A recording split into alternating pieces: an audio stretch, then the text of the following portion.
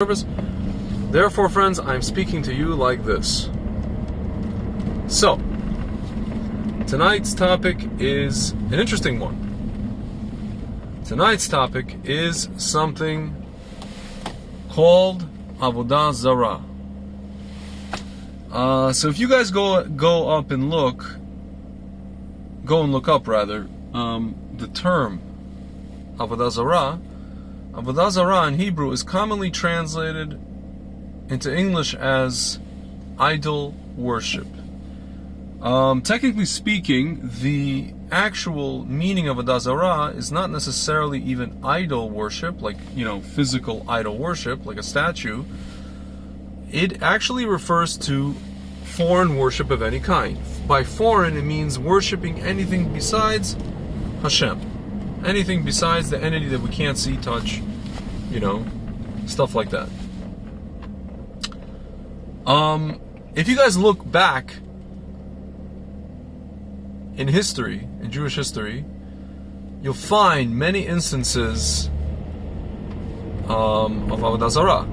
The first kind of glaring one was the golden calf.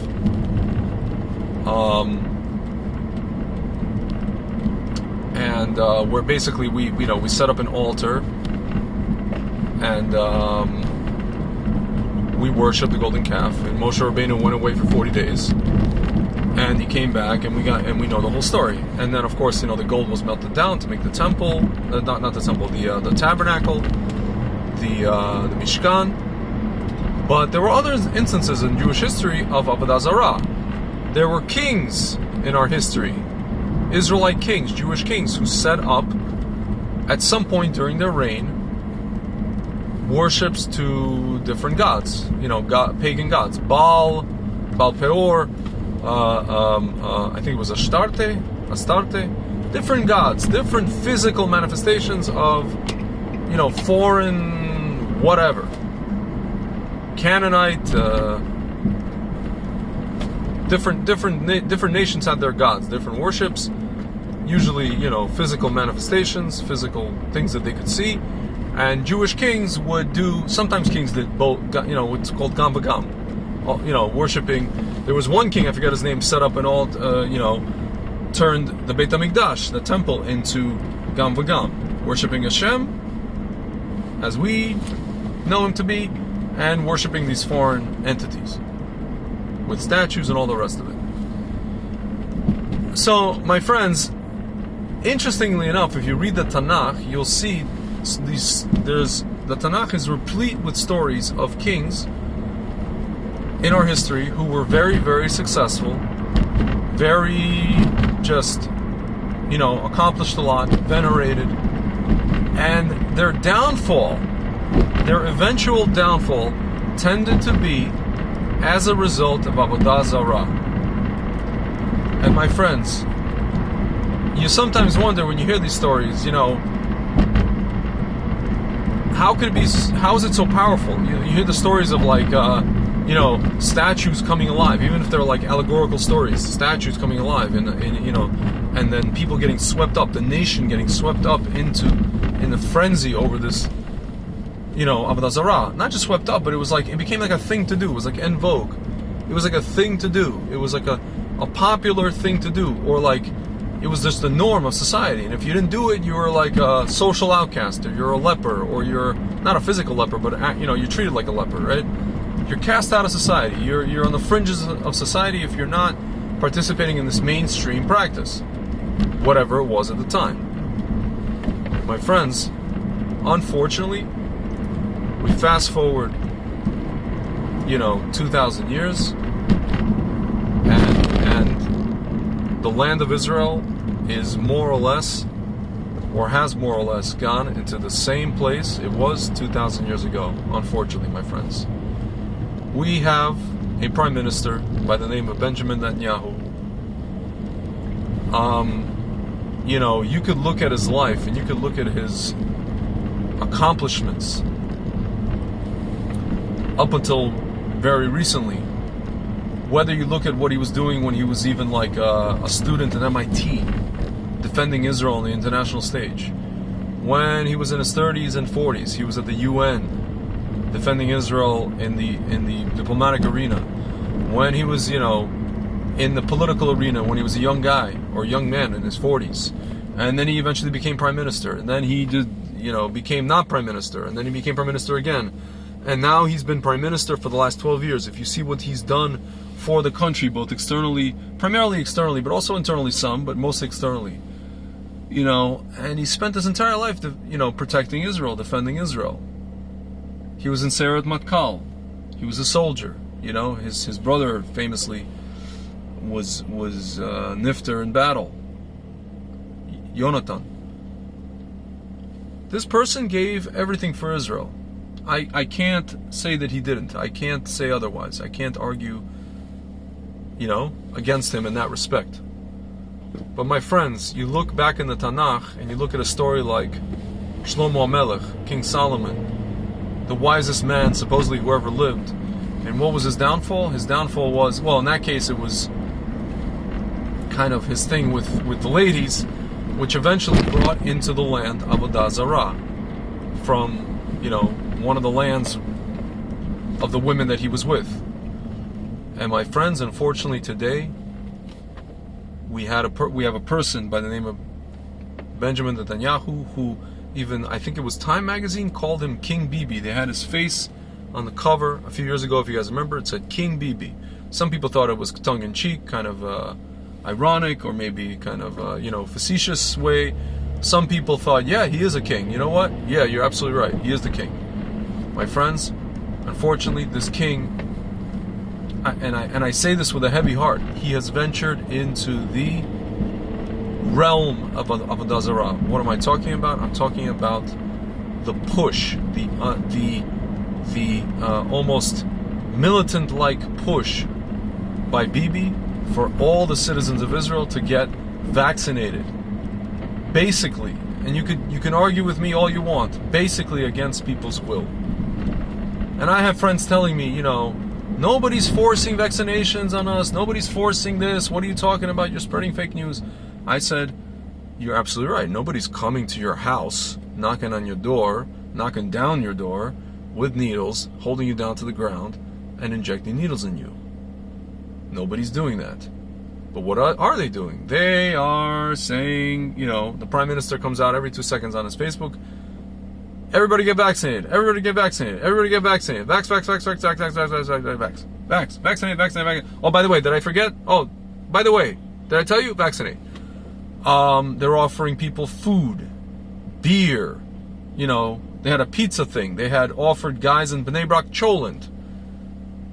There's like media campaigns, there's celebrities, there's like girls. I heard a friend of mine told me he went to Machane Yehuda Shuk in Jerusalem, the market, and there's girls, IDF, young girls walking around with bullhorns, just yelling at people, get back, vaccination stations somewhere, whatever, I don't know, around. Go get back. My friends, there's something called coercion.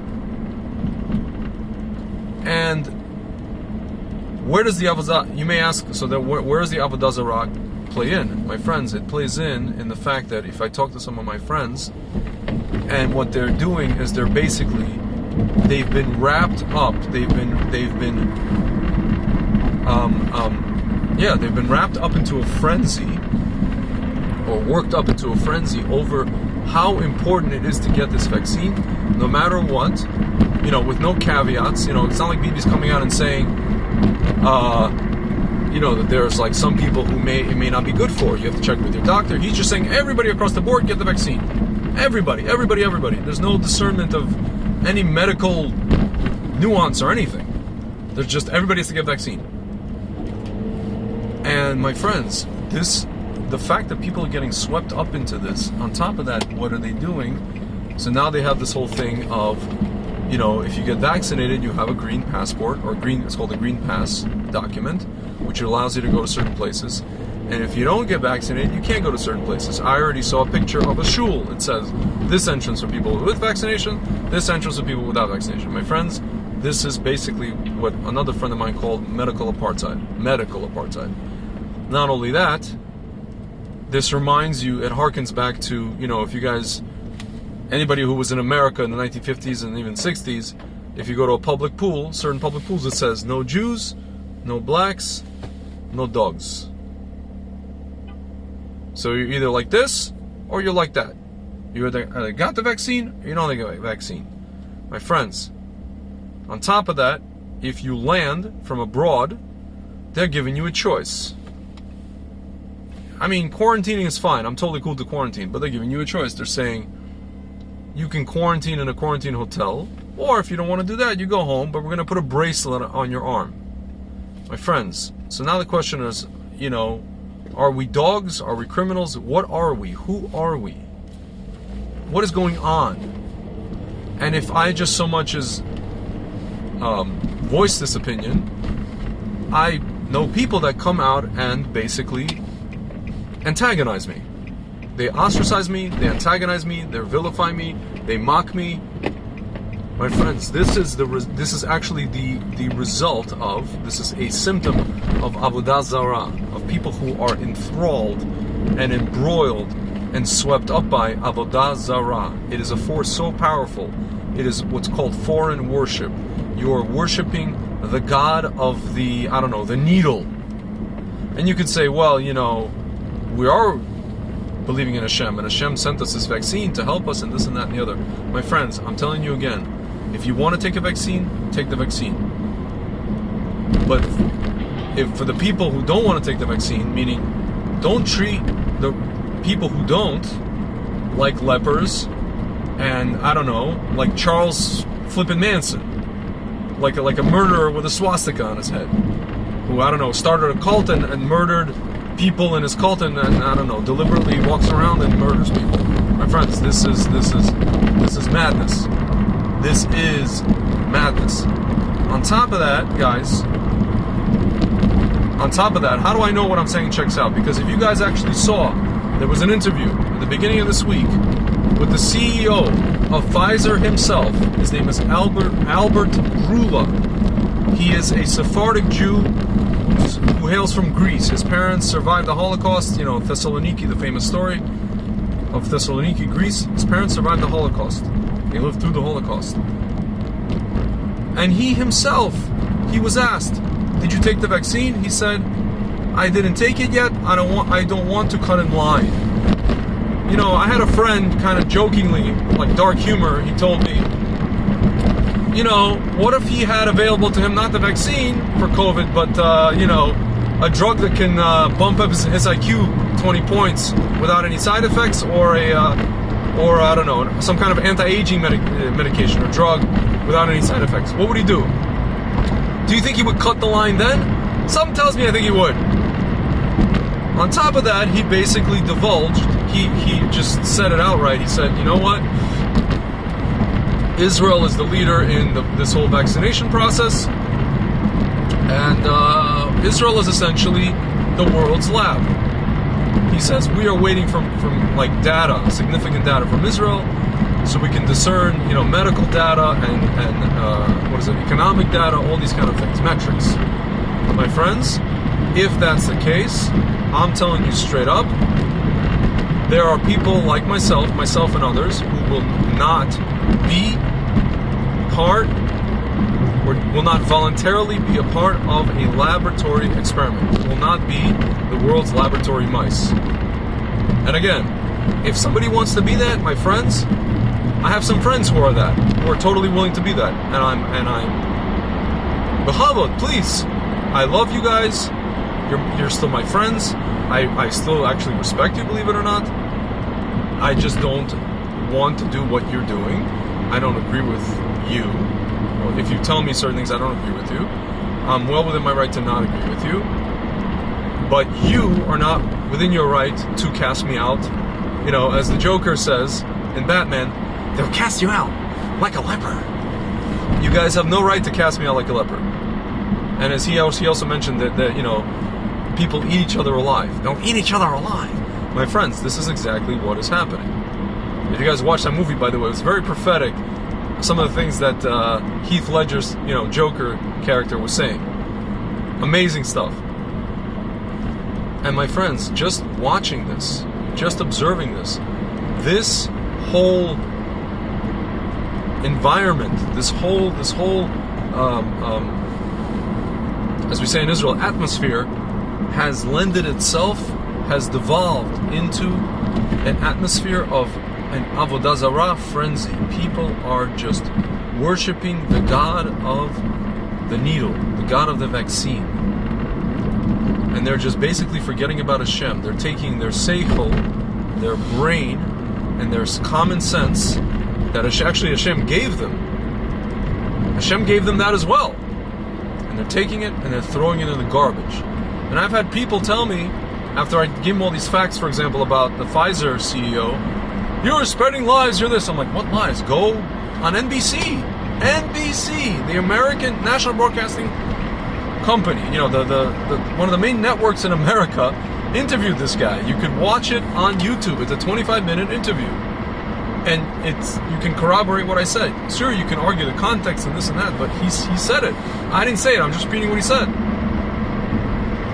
I'm literally just, you know, don't get mad at me, get mad at him. And again, guys, it all goes back to one thing: freedom and liberty. I said it before in a different video, in a previous video. If you're willing to, Benjamin Franklin said this, if you're willing to give up your freedom for security, or in this case, you know, health or medical, so to speak, medical security, you are entitled to neither freedom nor security, my friends. And I think, unfortunately, people in Israel, and even people who made Aliyah from a place like America, let's say 10 years ago, 15 years ago, 20 years ago, they have been so, I would use the word demoralized by the Israeli bureaucratic system, which basically slowly erodes your freedoms under the excuse, under the guise, under the justification of, let's say, security or safety or whatever. There's always a justification. There always is. My friends, I was just reading a long paragraph or a long quote from C.S. Lewis. I'll post it in the description. Beautiful quote from C.S. Lewis, the writer, I guess British writer. C.S. Lewis was talking about this very thing, that there's going to be always like a tyrant who will be a tyrant who's going to come in the name of helping you, quote unquote. And that's actually the worst kind of tyrant, because he doesn't. It's one thing if it's a tyrant who's like just hurting you, you could stop him. This tyrant, he's coming in the name of help, and it doesn't end, right? It doesn't. It's just a slippery slope of like, you give him an inch, he'll take a yard. You give him a yard, take a mile. You give him a mile, take. My friends, this checks out what I'm saying, because when I was quarantining, in just a little thing, in July, they were tracking us with phones. They were saying, okay, so people are not protesting about the phones, or at least mostly. You know, there's some people protested. Generally speaking, people are okay. They were okay with the phones being tracked. Okay, let's take it up a notch. Now we're gonna, instead of the phones, we had a problem anyway with the phones. You know, people turn off their phones. We're gonna do the bracelets. And the bracelets, you know, doesn't matter if you keep Shabbat or not. You have an electronic device on you. And, you know, there's a heter to wear this kind of device. And that's it. And they realize that people will at this point, comply with anything. Most people. My friends, there are some people that won't. I'm one of those people. Non-compliant. Okay? And again, you guys want to comply? B'chavod. But don't turn me into Charles Manson. Because you guys are swept up in a Avodah Zarah. It's the thing to do. It's the popular thing to do. You know, we'll give you pizza. We'll give you cholent. We'll give you beer in a bar in Tel Aviv. You'll be cool like the celebrities. You'll be cool like Bibi. We'll be the first country to whatever. Open up. Blah, blah, blah, blah, blah. My friends, I'm not going to argue about the vaccines themselves. I'm not a scientist. I'm not a, what is it called? A doctor. Just the fact that there was a political party called Rapeh, and they went ahead and they took away the medical license of the head of the party, who's a doctor, and they basically deplatformed and banned and just muzzled these people in the media, and they basically instructed the media not to interview people in this political party. My friends, this tells you everything you need to know. tells you everything you need to know. It's one thing if the government's doing something, and people are protesting against it, and then bringing facts. It's quite another, if that government is actually muzzling those people. Then we know something is shady. What is shady? Ultimately, my friends, Bibi made a deal with this company. He made a deal that Israel will be the country. Why? Because we screwed up, the lockdown in the summer, and now we have to get our stuff together. And how do we get it together? Let's be the example for the world, right? So let's force, meaning coerce, not physically force with, knocking down doors, but coerce people into getting the vaccine. Cultural, societal, spiritual, what have you, my friends. And unfortunately, this probably will be the downfall of this actually very, very otherwise great king Bibi. When he turned the nation, and it will go down. I'm telling you guys, it may not seem like this now. People don't realize it now.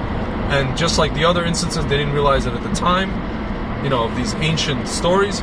But later on, it was written about in the Tanakh, and it will be written about in the history books of Israel, that there was a leader named Bibi who brought the nation once again to a form of Avodah Zarah, and this was his eventual downfall. And his downfall will be seen, will happen derech hateva. We'll see all the machinations by, political machinations and natural law machinations. But Hashem is going to make these things happen, my friends. Hashem is going to make these things happen. We only know that because this Magefa, this whole COVID thing began last Purim, and now we just had Purim, and on Purim, all this stuff was announced. And my friends, it will be something that we did not expect. Unfortunately. Again, I say this with a heavy heart. It will be something that we did not expect. It's going to happen in a way that we did not expect. And this great leader, this once great leader, because of the mistake he's making, because of what he's pulling the nation into, this basically modern day, very, very powerful, very, very, popular Avodah Zarah, to where if you don't participate, you're basically a societal leper. This once great king will experience a downfall, unfortunately. And my friends, and we will see. I hope things work out for the best in general for the land, for the state of Israel, for the land of Israel, for the people of Israel. I'm hoping to come back to a country where these things don't exist anymore. And who knows? We might see a Pesach miracle. I don't know. But unfortunately, we'll probably see a replay with the current king, leader, of what we saw thousands of years ago, where even the people who believed in Hashem, non-atheists, big rabbis, big Torah scholars, were swept up in Avodah Zarah, in this powerful force where even the statues come alive before your very eyes. Big rabbis, big Talmidei Chachamim, big leaders got swept up in this, just like today. And there were people who, in the shuls, you believe in this Avodah Zarah or you don't. And they separated the people, and there was Sinat Chinam. And these are how our temples were destroyed. As well, by the way. As well. And, one of the instances, we got the story of Hanukkah. Because there were some Jews, and it was, popular to be worshiping Hashem, and also the Greek stuff, and also Greek culture. My friends, it's not just statues. It is ideas. It is money. It is material stuff. All kinds of things, my friends. All kinds of things. All kinds of things and stuff. And we get lost. And usually we get lost because leaders pull us in. And even the ones, unfortunately, my friends, and sometimes especially the ones who believe in Hashem and follow the Torah and get swept up in it and get into this state of self-righteousness and, you know, antagonizing other people. And it's unfortunate. And I'm just going to end that with just, you know, I really hope that people come to their senses and we get out of this stupor. Not only that we get out of COVID, that we get out of this stupor and that we begin to think with our brains and not be pulled in to this peer pressure and this insanity. And but I hope before anything calamitous happens, I hope Hashem takes us out of this with a mighty hand, and I hope that, you know, what do they always say? Hashem gives you the medicine before He gives you the sickness. Or maybe it's vice versa. I don't know. Yeah, He gives you medicine before He gives you the sickness. So, my friends, I hope He takes us out of it, because I really don't see another solution. Because our leadership is, unfortunately, not just Bibi. Everybody who's in there, who's trying to become the next leader, nobody knows what's flying. Nobody here knows what's flying. Nobody there knows what's flying. And only Hashem can help us, and He should. Alright guys, it's been real, and catch you on the flip side.